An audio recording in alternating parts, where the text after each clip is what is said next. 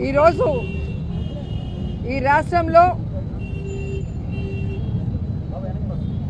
ఎవరికి కూడా న్యాయం చేయలేక ఇచ్చిన వాగ్దానాల్ని నెరవేర్చలేక ఈ కూటమి ప్రభుత్వం డైవర్షన్ పాలిటిక్స్తో ఎవ్రీ డే ఎలా ముందుకు వెళ్తున్నారో మీ అందరూ కూడా చూస్తున్నారు.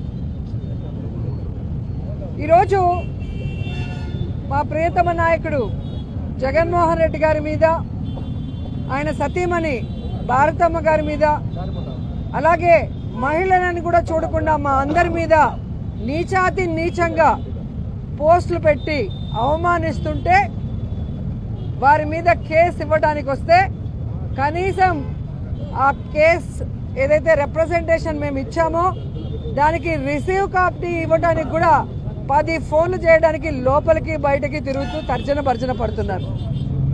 ఈరోజు ఇచ్చిన రిప్రజెంటేషన్కి ఒక రిసిప్ట్ ఇచ్చి ఆ తర్వాత దాంట్లో ఏముందో చదివి దాన్ని ఎలా ఇన్వెస్టిగేట్ చేయాలని పై ఆఫీసర్లని అడగటం మనం చూసాం. కానీ అసలు రిప్రజెంటేషన్ తీసుకొని రిసిప్ట్ ఇవ్వడానికే 100 సార్లు ఫోన్ చేయాల్సిన పరిస్థితి వచ్చిందంటే ఈ రాష్ట్రంలో పోలీసులు కూటమి ప్రభుత్వం యూనిఫామ్ వేసుకోకపోయినా వారికి పని చేస్తున్నారనేది స్పష్టంగా అర్థమవుతుంది. గతంలోనే చెప్పాం, ఇప్పుడు మళ్ళీ చెప్తున్నాం, పోలీసులు మీ నెత్తి మీద ఉన్న టోపీ మీద ఉన్న ఆ 3 సింహాలకి సెల్యూట్ కొట్టి న్యాయంగా పనిచేయండి. అంతేగాని రాష్ట్రంలో 3 పార్టీలు కలిసి కూటమి ప్రభుత్వంగా ఉందని ఆ 3కి సెల్యూట్లు కట్టి ఏకపక్షంగా మీరు నిర్ణయాలు తీసుకోవద్దు.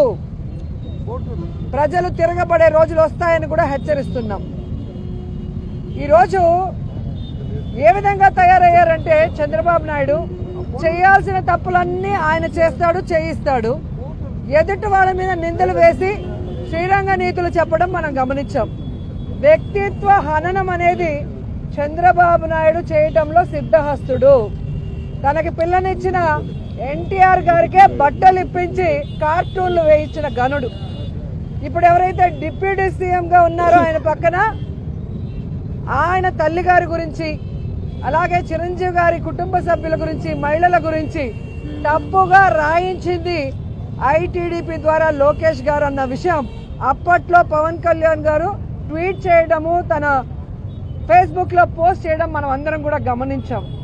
అలాగే జగన్మోహన్ రెడ్డి గారు ముఖ్యమంత్రిగా ఉన్నప్పుడే కనీస గౌరవం లేకుండా ఆయన మీద, ఆయన భార్య మీద, ఆయన తల్లిగారి మీద, ఆయన సోదరి మీద, ఆయన పిల్లల మీద ఎంత నీచాతి నీచంగా పోస్టులు పెట్టారో మనం అందరం కూడా గమనించాం.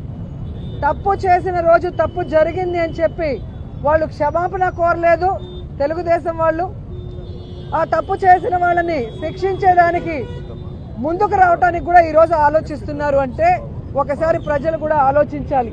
ఎందుకంటే ఈరోజు రాష్ట్రంలో వైఎస్ఆర్ కాంగ్రెస్ పార్టీలో ఉన్న కార్యకర్తల్ని, నాయకుల్ని భయభ్రాంతులు చేయడానికి ఎప్పుడెప్పుడో ఏదో జరిగింది, ఏదో మాట్లాడారు అని దొంగ కేసుల్ని ఫైల్ చేసి కొంతమంది పెయిడ్ ఆర్టిస్టులతో కేసులు పెట్టించి ఈరోజు తప్పుడు సాక్ష్యాలు సృష్టించి, అంటే ఫేక్ ఐడీలను సృష్టించి వీళ్ళే తప్పుగా పెట్టి అవి కూడా ప్రూవ్ అయినాయి, మీ అందరు కూడా చూస్తున్నారు. కానీ వైఎస్ఆర్ కాంగ్రెస్ పార్టీ వాళ్ళని టార్గెట్ చేసి మొన్న సుధారాణి గారిని, ఆడపిల్లని చూడకుండా కుటుంబంతో హైదరాబాద్లో ఉంటే కిడ్నాప్ చేసి 5 రోజుల వరకు మరి కోర్టుకి సబ్మిట్ చేయకుండా ఎలా కొట్టారో జడ్జి గారి ముందర ఆమె తనకి తగిలిన దెబ్బల్ని చూపించింది, పోలీసులు వాడిన భాషను చెప్పింది, తాను ఎంత అవమానపడింది, ఎలా బాధపడింది, ఎలా దెబ్బలు తినిందో ఏడుస్తూ చెప్పడం కూడా మనం గమనించాం. అలాగే నిన్న కడపలో సునీత అనే మరొక పార్టీ కార్యకర్తని వాళ్ళ ఇంటికి మిడ్-నైట్లో వెళ్ళి పోలీసులు ఎలా బెదిరించారో ఆ ఇంటి ముందున్న సీసీ ఫుటేజ్లో మీకే క్లియర్గా కనిపిస్తుంది. ఈరోజు మా వైఎస్ఆర్సీపీకి సంబంధించిన వాళ్ళు నిజంగా ఎవరైనా తప్పు చేస్తే మీరు కేసు పెడితే మేమేం అనుకోం. కానీ తప్పు చేయని వాళ్ళని తప్పుడు కేసులు పెట్టి ఫేక్ ఐడీలతో వాళ్ళని ఇరికిచ్చి వాళ్ళని కొట్టి ఆ ద్వారా అందరినీ భయపెట్టాలనుకుంటే మాత్రం వైఎస్ఆర్ కాంగ్రెస్ పార్టీకి పోరాటాలు కొత్త కాదు. మా నాయకుడు, మా బ్రాండ్. ఎవరికైనా అన్యాయం జరిగితే జగనన్న ఊరుకోడు. జగనన్న వెనక మేము సైనికుల్లాగా పోరాడతామని కూడా హెచ్చరిస్తున్నాం. అండ్ ఈరోజు ఒక్కటే చెప్తున్నాం, చంద్రబాబు నాయుడు గారు కానీ పవన్ కళ్యాణ్ గారికి కానీ హోంమంత్రి గారికి కానీ పోలీసుల్ని మహిళల మీద జరుగుతున్న దాడుల్ని అరికట్టడానికి ఉపయోగించండి, మహిళలకి రక్షణ కల్పించడానికి ఉపయోగించండి. అంతేగాని వైఎస్ఆర్ కాంగ్రెస్ కార్యకర్తల మీద నాయకుల మీద తప్పుడు కేసులు పెట్టి అరెస్ట్ చేయాలని మీరు ఉపయోగిస్తే మీరు చరిత్రహీనులుగా మిగిలిపోతారని కూడా ఈ సందర్భంగా తెలియజేసుకుంటున్నాను. ఎందుకంటే మీరే ఈరోజు అసెంబ్లీలో జరిగింది 5 నెలల కాలంలోనే విమెన్ ట్రాఫికింగ్ దాదాపుగా 7,200 మందిని ఈరోజు అమ్మేశారు. అంటే ఈ ప్రభుత్వం ఎంత ఫెయిల్యూర్, ఎంత దిగజారిపోయింది పోలీస్ వ్యవస్థ అనేది కూడా మీరు తెలుసుకోవాలి. ఎందుకంటే గతంలో పవన్ కళ్యాణ్ గారు 34,000 మందిని విమెన్ ట్రాఫికింగ్ చేశారని మాట్లాడారు. అదే మనుషులు ఈరోజు అసెంబ్లీలో ఉన్నారు. అదే క్వశ్చన్ వైఎస్ఆర్ కాంగ్రెస్ పార్టీ వాళ్ళు వేస్తే 34,000 మంది కాదు 36 మందే ఆ రోజు మిస్ అయ్యారు అన్న విషయాన్ని ఇదే హోంమంత్రి గారు చెప్పడం మీరు అసెంబ్లీ రికార్డులో చూడండి. నిన్న మొన్న మాకు 36 మందిని మిస్ అయ్యారు, మిగతా అందరినీ ఆల్మోస్ట్ ఎలా దిశ యాప్తో సేవ్ చేశాము, దిశ పోలీస్ స్టేషన్లు విమెన్ పోలీసులతో ఎలా అందరినీ కాపాడామో అందరూ కూడా రికార్డులు చూస్తే మీకే అర్థమవుతుంది. కానీ ఈరోజు 5 నెలల్లోనే 7,200 మంది అయిపోయారని ఈ రోజు అసెంబ్లీలో జరిగింది ఆన్సర్ చెప్పారు. దానికి సిగ్గుపడండి అని కూడా ఈ సందర్భంగా తెలియజేసుకుంటున్నాను.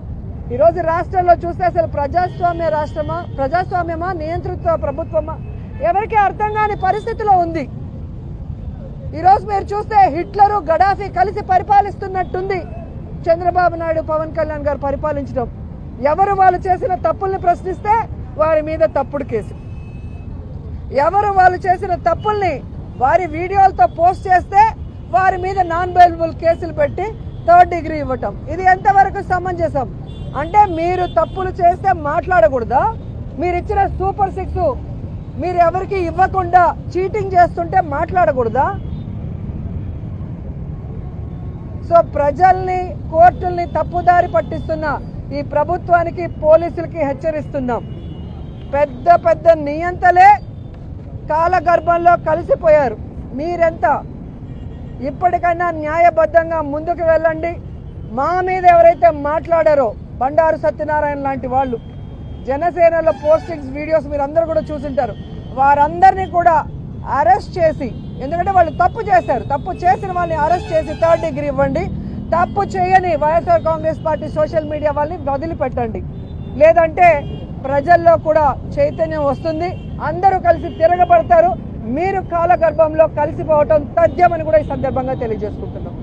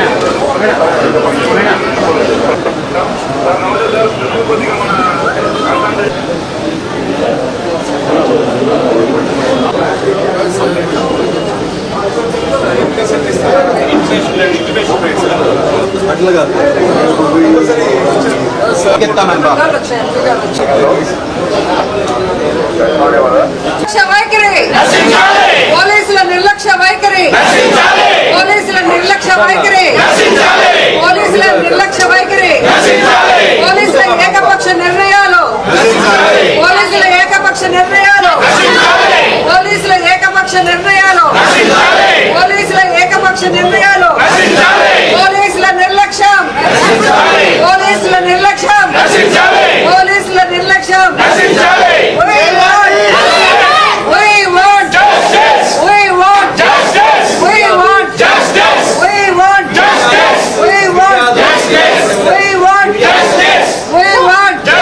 పోలీసుల నిర్లక్ష్య వైఖరి,